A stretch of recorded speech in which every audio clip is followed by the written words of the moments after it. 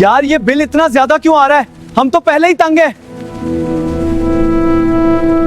बिजली महंगी हो गई है भाई, तो हम क्या करें? जीना मुश्किल हो गया है।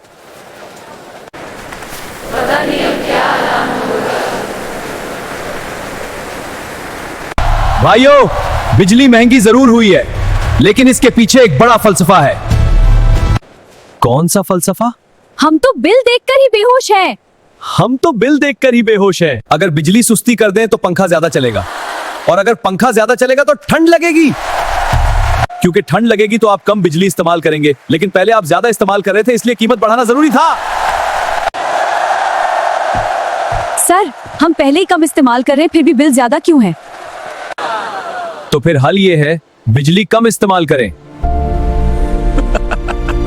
फिर हम अंधेरे में ही बैठ जाएं।